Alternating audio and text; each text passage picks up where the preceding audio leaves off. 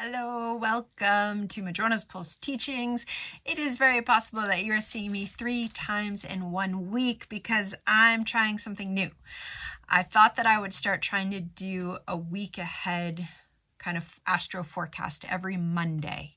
Now, that said, I came up with this wonderful plan when theoretically it's summer and I have so much more time, and that was entirely theoretical because I got too excited about too many things.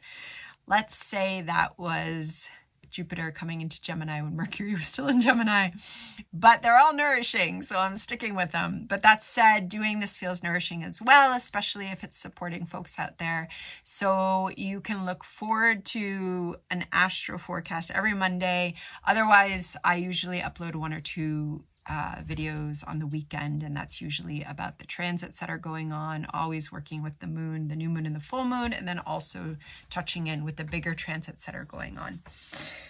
And what do we have this week? So we're really looking at July 1st up towards the 7th, and there's 2 pretty big things in this week. And one is that Neptune stations retrograde at the final degree of Pisces. That's happening on the 2nd of July. And the second is, of course, that we have our Cancer new moon happening on July 5th.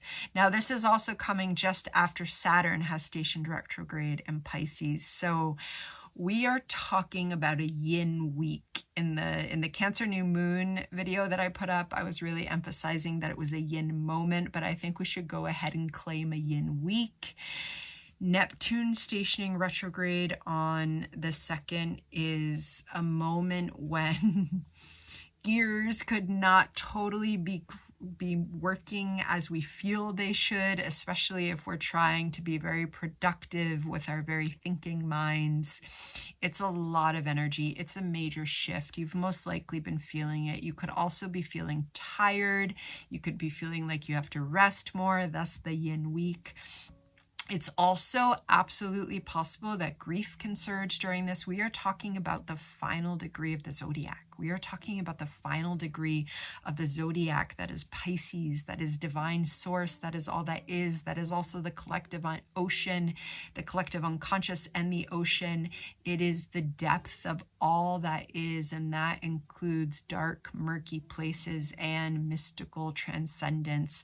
And when that kind of retrograde archetypal repatterning is happening in the psyche, which is happening in the body, it can be a lot. And so it's also a time when it can be lovely to kind of get lost in Neptunian realms, meaning you might read some books. As I'm saying that, I'm hearing some Neptunian melodies come up from the little recording studio, the other end of this not that large cabin, so you might hear some Neptunian music float through. Honestly, you might have to go into a little Netflix world, whatever it is that supports you, but just really honoring where your energy levels are at. Of course, getting lost in journaling, writing, creative practices are really supportive with both Neptune and Pisces energy. And if you're just feeling out of it a bit, that's kind of normal when we're talking about major Neptune energy. And it's almost like this flow, you know, because Neptune at this final degree of Pisces, both of those archetypes are also about our intuition. They are about how our intuition connects us to source, to all that is. And we're coming into a several month period. Neptune is going to be retrograde until December, of wanting to have a realignment with our intuition as it does connect us to our spiritual path, as it does connect us to divine source. And the beginning of the shift for the retrograde, that can be, it can be a confusing time sometimes, it can be a tiring time. So really just taking care, because that's exactly what we got to do when we have a Cancer new moon. We have to take care, especially a Cancer new moon square the nodes. Now, I have a whole video on the Cancer new moon, so I'm not going to go into all the aspects of it, other than it is such a flow from that Pisces Neptunian realm into the Cancer new moon. And yet in the Cancer new moon, we can also want to get a little quiet. We can want to especially step out of the hustle, of the normal, of the busy. We want to really absolutely carve out time to be with what we need, to listen again to our body. And in that, it's really, am I tired? Do I need to rest? Am I hungry? Do I need to eat something? Am I thirsty? These basic questions that a lot of us just kind of power through the day. During a yin week, we got to ask those questions, and more than that, we have to respond when we really need them. Such as, I really need a drink, or I really need to rest, or I really need to not go out with my friend, even though I told her I was going to go, but I just need to rest. And so whatever helps you get into your little nest, that's where we're going with that new moon, especially square the nodes. It could bring up some stuff. Some stuff could come up from those deep waters that are within our own psyche, and there, being in your nest, being in a bit of a cocoon, whatever that looks like for you. It might not literally be your house. It might literally be your house, but it definitely most likely is a little bit of a step back from the busyness of the day-to-day life, of feeling like we have to accomplish anything. We have to accomplish taking care of ourselves and our loved ones during a Cancer new moon, and they're receiving whatever insights come as well. There is quite a bit of divine feminine energy present this week, and I just want to highlight one piece, which is that there's a grand trine between Venus in Cancer, Pallas Athena, who is in Scorpio, and our Saturn, who is in Pisces. And this is going on, it's holding that nest of the Cancer new moon, and it is wanting to support us this week.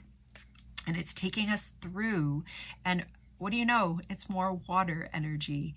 It's more of that flow. I went swimming in the lake today, and I was even opening my eyes underwater, like embodying this Neptunian realm. And it felt so good. And you know what felt even better than swimming? Just floating and just breathing into the water holding my body. That is kind of how the Grand Trine can hold us this week. And we're talking about some strong archetypes holding us. We're talking about a Saturn who is recently retrograde, who is helping us to cleanse what we do not need in our Pisces realms. And you know who can really help with that right now? Pallas Athena, retrograde in Scorpio.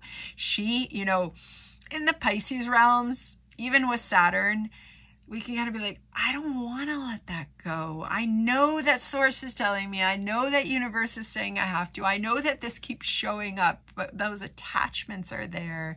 And Pallas Athena and Scorpio is like, nah, get rid of it. Let it go. Because we need to alchemize, because oh my gosh, are those Pisces realms taking us into places of transformation over the next 2 years. And so in this moment of this particular retrograde, both with Neptune and with Saturn, there's things that are going to want to be let go. And Pallas Athena there, again, it's a trine, it's supporting us, but she just understands that we're moving in a different direction, and it might even be a different dimension. So we have to let some things go. And then Venus is there in Cancer, also kind of bringing in the nurture, that yes, I can let this go. I can let it go because it's opening me up to my values that I deeply want to make my life about. And for whatever reasons, most likely pretty deep ones, most of us have lived lives in this life, lives within one life. We don't even have to go to past lives, where we've been attached to values that really aren't ours, that we picked up from family and society and the media, and they get stuck on us, and then we spend decades peeling ourselves out of them. And this is such a moment for letting it go. Such a moment for letting it go. Venus is also talking to Mars this week, and Mars is in Taurus, who's like really steady, and they're in a supportive conversation, and that is also helping us honor those Venus values. So all that water energy is just adding to this kind of flowing into this week, this yin week, receiving. And I think it's really important when we talk about yin energy, perhaps because there's such gendered stereotypes, and yin is also usually associated with kind of female and the opposite with male, yang with male.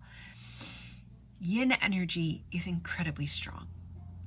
It is so strong. It just has a different way operating than the energy like Mars, who traditionally goes out, who brings that drive out into the world. Yin energy can still go into the world. It still is extremely strong, but it's the strength of vulnerability. You know, when a person hasn't come to terms with their vulnerability, they can go for a couple decades, but at some point, that structure, it's going to crash.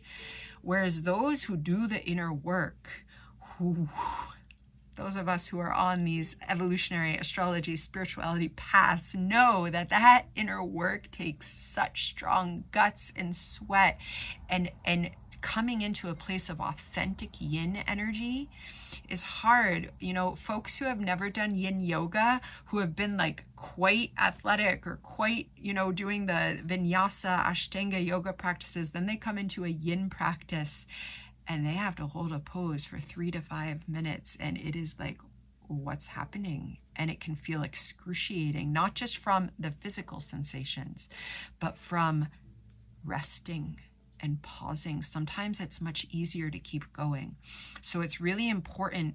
Yin is not just doing nothing. It is not just soft and beautiful. We can, oh my gosh, you take your yin week, and if you want to support yourself with soft, beautiful, plushy pillows, you do it.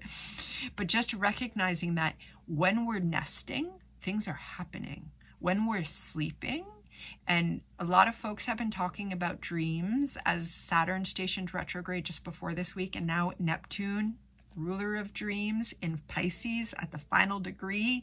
Pisces, the realm of dreams, is stationing in retrograde. Your dreams could be very active. You know, sleep could be very different. It could even be interrupted. Just doing your best to release and make it through. If you are, however, having strong dreams, that night that when Saturn stationed retrograde, I had an incredible dream, and it was not easy. And so if you are having powerful dreams, powerful is the word, taking time to honor them, also seeing if there's a release. We are talking about archetypes of release with both Saturn and Neptune stationing retrograde. And so journaling, sharing them with loved ones, making art out of them, going to a body of water and picking up a stone and just putting whatever you feel released into that stone and putting it back into the water, doing any ritual work with your dreams. This is a very ripe time for that. Going back to my point that when we're sleeping and we're in dream world, there's still work going on. Yin is still doing work. It's incredibly strong, and it takes a lot of strength to be vulnerable. So just honoring what's coming up this week. You might need more rest just from that. Okay, there's one other thing I would really like to tell you, and that is Mercury. Mercury moves into Leo this week. So that's actually happening on July 2nd. So this is important for a couple of reasons. The first being Mercury is changing signs. And so that is significant. How we think, express, you know, the transiting Mercury is going to add layers to that and help us come into, help us come into Leo passion in our thoughts, in our expressions. But this is really important because every Mercury shift this year is talking to Jupiter in Gemini, because Mercury rules Gemini. And so, you know, we had that super active Jupiter comes into Gemini, and there's so much Gemini energy, and Mercury is in Gemini, and that's when there was all the ideas and the somewhat mental exhaustion. And then Mercury shifts into Cancer, and that hopefully helps us kind of step it down a notch and there filter through, oh, okay, I had all these ideas and they're all lovely, but that one is nourishing.